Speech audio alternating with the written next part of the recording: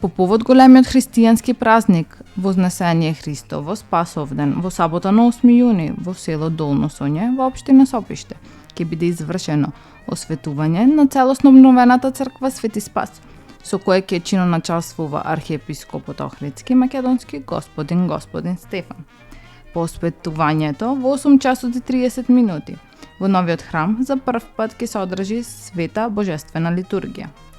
Целодневната програма во организација на општина Сопиште предвидува и церемонија на доделување, одликување и благодарници за заслужените за обнова на храмот, пошто ќе следи културно-уметничка програма со сенародна веселба. Селската слава во Долно Соње за Спасовден ќе заврши во вечерните часови, за кога е предвиден концерт на забавна музика со познати бендови и изведувачи. Општина Центар известува дека Евано Македонија АД почна со активности на терен во дел на паркот на франкофонијата, за да обезбеди привремен пристап за изградба на нов електроенергетски објект, односно нов 110 КВ во општина Центар, што е од витално значење за квалитетно напојување и инфраструктурен развој на општината и град Скопје. Планираните активности со поставување тампонски материјал ќе се одвиваат во втората и третата недела од јуни 2024 година, од улицата Аманта Третидо кај 13 ноември.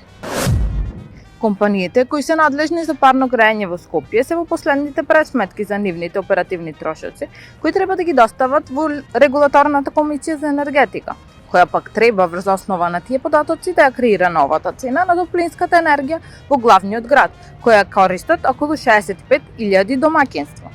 На почетокот на годинава компаниите домија солидно намалување на сметките за парно. Очекувањата се дека и домаќинствата ќе имаат намалување на цената, но во колкав процент засега може само да се шпекулира. Последниот збор ќе го има регулаторот. Повозрасен скопјанец е тешко повреден откако паднал во автобус на ЈСП. Во СВР Скопје било пријавено дека на улица Димитри Чуповски во Скопје при кочење на приватен автобус за јавен превоз паднал 74 годишник од Скопје и се здобил со тешки телесни повреди, констатирани во градската општа болница Свети Наум Охридски, соопшти од полицијата. Извршен бил увид од екипа на СВР Скопје. Секторот за внатрешни работи Скопје продолжи со контролите во областа на сообраќајот. На територија на град Скопје изречени се вкупно 124 мерки, меѓу кои за возење без возачка дозвола 6 санкции, 6 мерки за прекршоци што ги прават возачи на моторцикл, 5 санкции за користење мобилен телефон при возење. Изречени се 6 мерки за минување на затворен сигнал црвено светло, 7 санкции за некористење сигурносен појас. Сообраќајните контроли продолжуваат и во наредните денови.